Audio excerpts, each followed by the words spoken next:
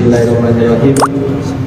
Assalamualaikum warahmatullahi wabarakatuh. Waalaikumsalam warahmatullahi wabarakatuh.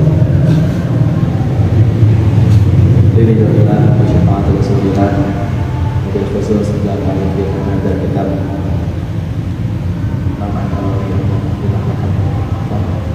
Al-Fatihah. A'udzu billahi minasy syaithanir rajim. Bismillahirrahmanirrahim. Alhamdulillahi rabbil alamin. Arrahmanir rahim. Maliki yaumiddin.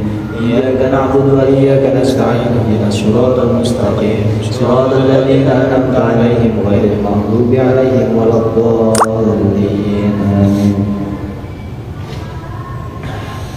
Oke. Pulau Tiga Malik. Assalamualaikum warahmatullahi wabarakatuh. Waalaikumsalam. Alhamdulillah, salatu wassalamu ala Rasulillah Sayyidina Muhammadin wa ala alihi wa sahbihi wa mawalah wa ba'da. Dan pulau kali ini para alim, para ulama, para kiai, masyayikh dan rantikan keber.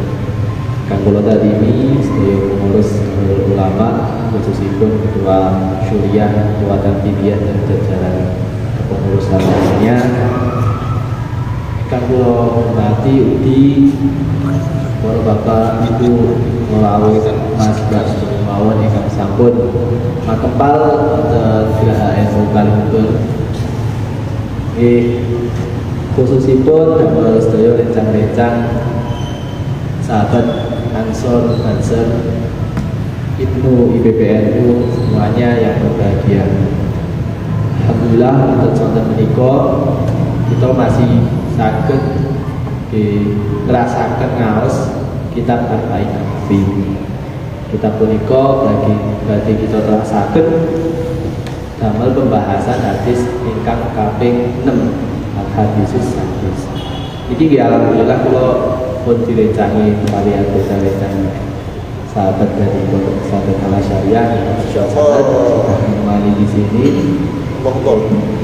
Mugi-mugi dados lataran barokah amal kita panjenengan sedaya. Amin amin Allahumma amin. Oke, sasampunipun monggo kita kawiti pengawasan punika. Bismillahirrahmanirrahim. Wa sallallahu rahimallahu taala wa nafa'ana bihi wa bi 'ulumihi fid dharain amin amin ya rabbal alamin. Amin amin amin amin amin. Iki walaupun mati lampu pecah lampune listrike tapi tetap semangat ngaos ini mboten padhet ya.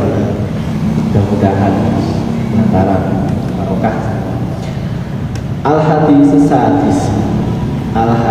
sadis utawi al-hadisu utawi ikilah hadis as-sadisu kang kaping 6. Jadi hadis yang nomor 6. Nomor 6 mawon iki boten. Al-hadisus sadis iku an Abi Abdillah Nu'man. Iku an Abi Abdillah Nu'man saking sahabat Abu Abdullah bin Nu'man. An Abi Abdillah Nu'man bin Bashir radhiyallahu anhu. Bin Bashir anak lanange sahabat Bashir radhiyallahu anhu mugi paring kawelasan sinten Allah anhu saking Abdullah bin Nu'man dan bin Bashir. Bashir itu bapak ini. Jadi mriki radhiyallahu anhu. Kenapa anhu? Karena sahabat Abdullah bin Nu'man dan sahabat Bashir ini bapaknya itu Abdullah bin Nu'man dan sahabat Bashir itu ya anak dan bapaknya sama-sama Islam. Jadi menggunakan radhiyallahu anhu dan radhiyallahu anhu. Dan untuk istilah atau penyebutan bagi sahabat yang duriahnya atau dari keturunannya juga Islam, untuk menghargai mereka. Qala wis ngendika sinten Abi Abdullah. Qala wis ngendika sinten Abi Abdullah. Sami itu Rasulullah. Sami itu wis mireng sapa ingsun. Sami itu wis mireng sapa ingsun Rasulullah ing Rasulullah sallallahu alaihi wasallam. Abi Abdullah ini mendengar langsung dari Rasulullah. Mendengar langsung dari Rasulullah. Nah, kemarin itu kan ada istilah hadasani. Hadasani itu menceritakan kepadaku. Jadi tak ada itu. Nah, hadasani itu di dalam periwayatan hadis itu tingkatannya lebih apa namanya? Setelah sami itu. Jadi sami itu yang paling karena mendengar secara langsung. Yaqulu hale ngendika sinten Kanjeng Nabi. Yaqulu hale ngendika sinten Kanjeng Nabi. Innal halal bayyinun ila akhirih. Innal halala sak temene halal. Innal halala sak temene halal. Innal halala sak temene halal. Iku bayyinun pertelo. Iku bayyinun pertelo. Innal halala sak temene halal. Iku bayyinun pertelo. Pertelo itu jelas. Wa innal harama lan sak temene haram. Wa innal harama lan sak temene haram iku bayyinun pertelo. Iku bayyinun pertelo. Nah, jadi yang namanya halal dan haram itu keduanya sudah jelas. Jelas pripun artinya halal dan haram itu ada ketentuannya secara syariat. Secara syariat itu ada, secara fikih mana yang memang tidak boleh, mana yang boleh dan sebagainya. Halal dan haram itu sudah jelas, batasnya sudah jelas. Artinya mainten Pak Budi, apa indikator atau ciri-ciri halal dan haram itu sudah jelas. Apalagi kita ngomongin haram, haram itu kan tidak hanya berupa makanan, tidak hanya berupa barang, tapi itu juga termasuk hal-hal atau amalia-amalia juga ada yang diharamkan. Misal contohnya diharamkan bagimu berzina, mencuri, membunuh, kayak gitu. Itu kan haram dan jelas larangan dari Allah, baik di Al-Quran, di hadis, dan lebih dijelaskan lagi, menjelaskan lagi wonten fikih sama ulama-ulama fikih kayak gitu kan dijelaskan. Nah, itu udah dijelaskan artinya yang dilarang sama Allah itu adalah perkara-perkara yang haram dan yang tidak dilarang berarti itu halal. Nah, tapi di dalam kita bicara suatu apa jenenge lingkaran tadi misalnya ada halal haram. Kalau di dalam matematika itu kan ada irisan gitu. Kalau ada dua apa jenenge dua kelompok misalnya digambarkan dua lingkaran yang berikut itu ada tengah-tengahnya irisan, tapi ada ruang di antara halal dan haram. Nah, kita kan kadang mertose sisi haram, berarti nek gak haram halal enggak semua. Nah, jadi bukan berarti semua yang tidak haram itu halal dan bukan berarti semua yang tidak halal itu haram. Nah, itu ada tengah-tengahnya. Nah, wa innal haram ala satamani haram iku bayyinun kang bertelo atau jelas. Wa bainahuma lan iku ing dalem antarane halal lan haram. Wa bainahuma lan iku ing dalem antarane halal lan haram. Umurun utawi pira-pira perkara, umurun utawi pira-pira perkara mustabihatun kang serupa. Mustabihatun kang serupa. Jadi di antara halal dan haram itu ada namanya mustabihat atau dalam bahasa lainnya, bahasa lain itu syubhat, perkara ingkang syubhat. Nah, contoh paling gampang gitu.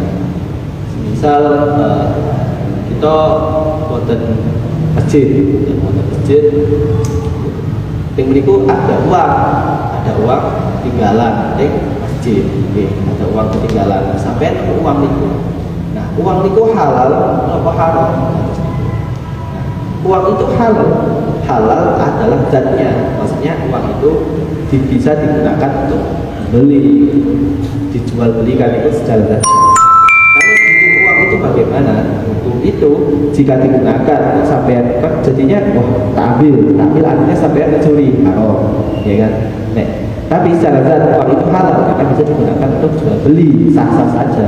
Nah, hukumnya adalah mustabihat atau syubhat, atau di situ hukum di antara halal dan haram akan menjadi halal ketika sampai mengikuti kalau di dalam ini sepemahaman saya pemahaman Allah itu harus diumumkan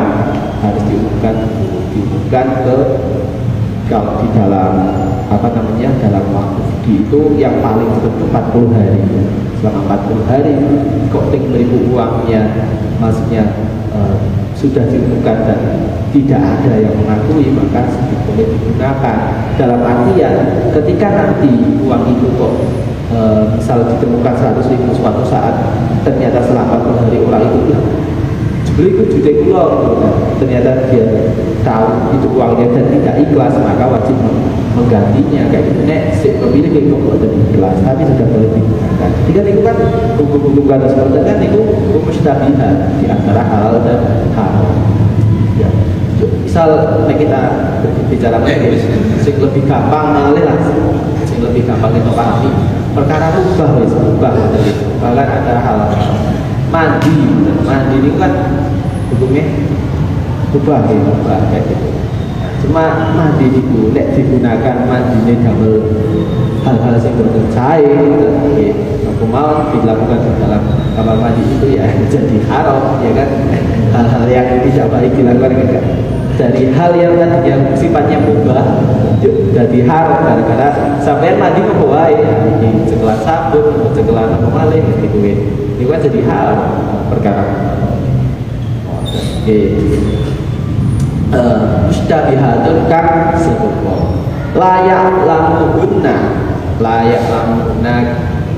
kang ora ngerteni umurun layak lamuhunna kang ora ngerteni umurun sapa kasihun akeh minan nasi saking manusia. Bahayanya hal-hal yang sifatnya mustabihat ini tidak pada mengetahui orang-orang itu biasanya yowis iku ora dilarang ya halal itu yowis nemu duit orang larangan nemu duit yowis duit itu ya halal itu yowis sama kembali nemu makman tinggalan langsung dipangan ya halal makmi halal sampai nemu di jalan sampai nemu apa gitu makanan coklat kayak gitu, coklat kan halal sedikit berarti halal dipangan, padahal ya itu bahaya. Hal-hal seperti itu adalah hal-hal di antara halal tadi. Paman mau utawi sapane wong iku ditakok medhori paman mau utawi sapane wong iku ditakok medhori sapa man asyubhati piro-piro kang serupa atau syubhat pakotis tabro'a mengko lebaran sepaman pakotista berdoa mengko lebaran sepaman lidinihi maring agamane man lidinihi maring agamane man. Maka barang siapa yang menjauhi perkara yang syubhat, sesungguhnya itu termasuk menjadi salah satu pedoman sebenarnya agama. Jadi nek wonten pesantren-pesantren wonten kula nate juga sama ya ini bagaimana kisahnya Hadratus Syekh Bakhalil Bangkalan punya Mbah Hasyim Asy'ari niku nggih statusnya kedudukannya pun dados madu di antara para ulama yang ada di Jawa Timur. Mbah Khalil ini terkenal dengan kewaliannya. Kenapa beliau sangat dihormati selain karena segi keilmuannya yang mumpuni, yang kuat, jadi kiai yang disegani secara keilmuan. Bahkan Hasyim Asy'ari sendiri kan menjadikan NU kan nyuwun arahan atau kita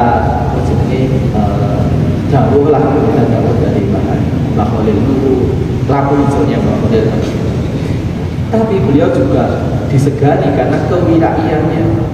Wirai niku ngedoli hal-hal sing sifatnya dunya, hal-hal sing sifatnya ino niku merusak.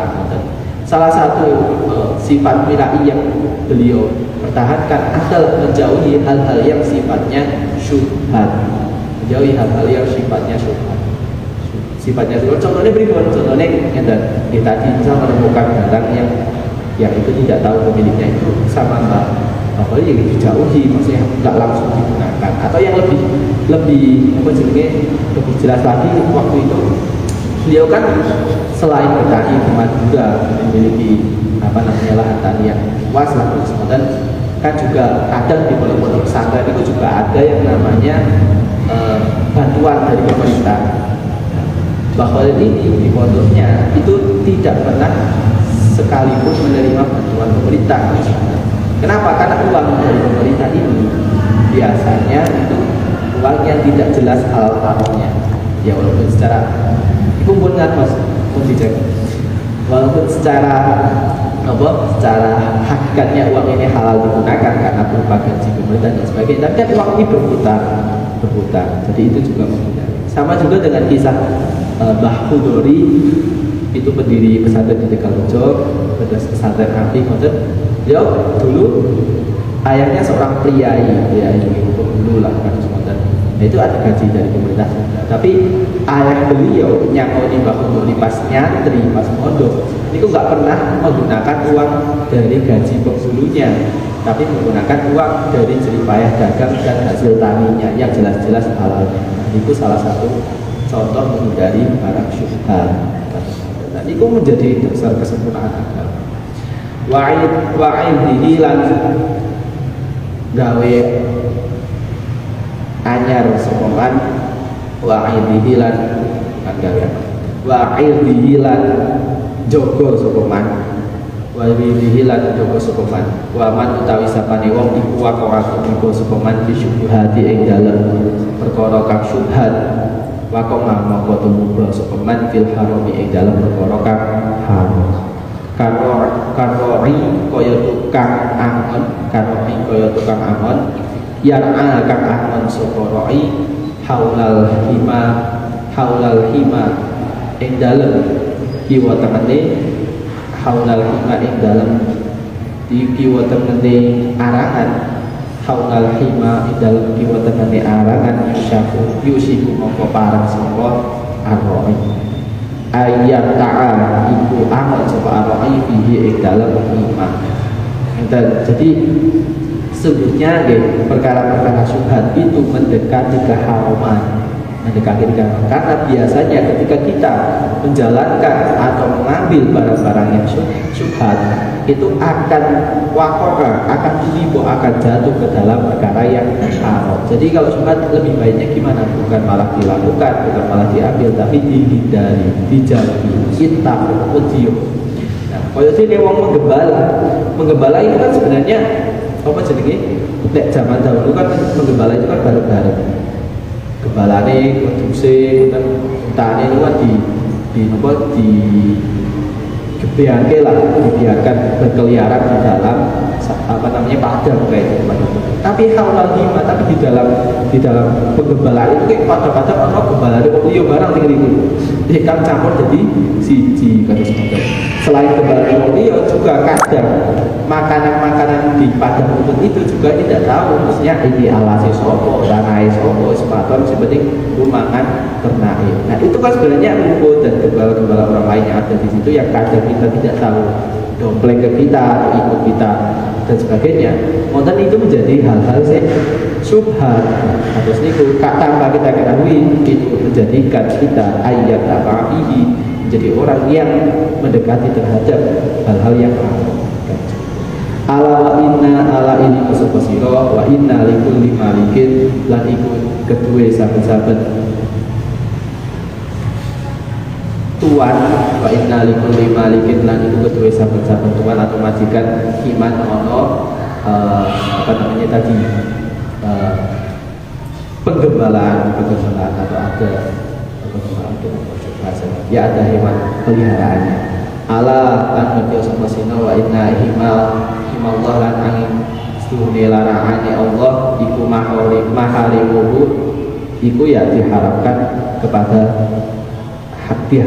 ing roi kepada mana kepada semuanya.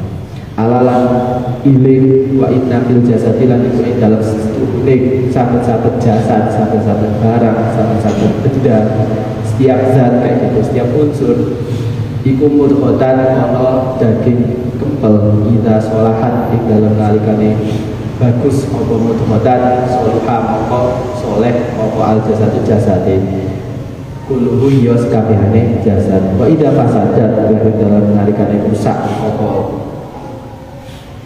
mudghah daging kembel fasada mongko rusak apa al jasade kuluhu ya sekabehane jasad. Ala ilingo wa hiya utawi mudghah daging kembel iku alkohol ati ngoten.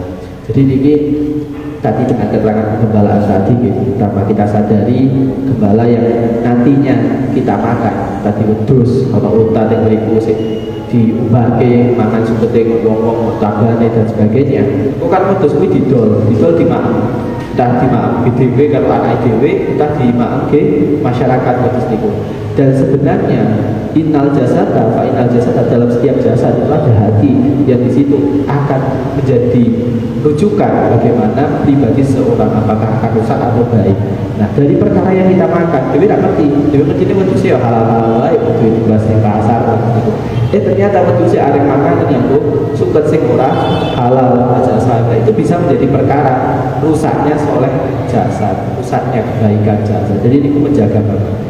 Ini zaman saat ini ada yang namanya fast food ya, KFC, McD, KFC, McD, Kentucky, jadi pinggir jalan, saya halal nih, lebih kuat halal ini. Tapi kalau perusahaan franchise modern, ada mixu dan sebagainya, itu dari company luar negeri ini kan cara penyembelihannya, cara pemotongannya, pemrosesannya kan kita betul ngertos.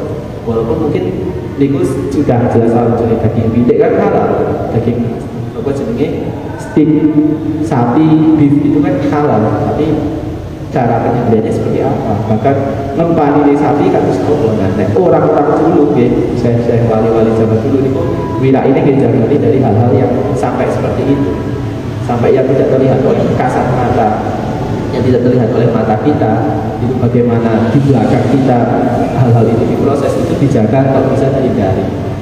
Nah, kayak saat ini buat sampean sakit apa wirai lah untuk di sidik-sidik pokoknya barang sing ora jelas halal haramnya dihindari wis. Ono duit nemu ya ditinggal, ono klambi lungsuran sih, klambi mopeni ora sati muni, tak kondongan mopeni klambi dan sebagainya ora sati muni. Pokoknya dihindari. Niku insyaallah hatinya resik. Sama dengan quotes atau apa dawuhe Mbah Bukhari, hati suci adalah dasar hidup abadi. Itu saya kira sudah mencakup hadis ini. Intinya seorang manusia itu dilihat dari kualitas hatinya. Nek hatinya kok sae, insya Allah manusia itu akan menjadi orang yang sae. Nek hatinya kok elek atau rusak, gitu, orang itu akan menjadi orang yang rusak. Jadi cara menjadikan hati sae gimana ya? Berilah makanan hati yang baik-baik, tadarus, ngaos dan sebagainya. Baik makanan yang terlihat maupun berupa amalia-amalia itu dengan amal yang soleh. Mudah-mudahan kita setuju sakit pikantuk manfaat berkah saking kita menikah dan sakit terus berpilih datang ibadah atau amalia itu panjenengan sedaya. Kirang-kirang pun berpamit dan billahi taufiq wal hidayah. Assalamualaikum warahmatullahi wabarakatuh. Bismillahirrahmanirrahim. Wal asri innal insana fi khusrin illa alladziina aamanu wa salihati wa tawasaw bil haqqi wa tawasaw bis sabr.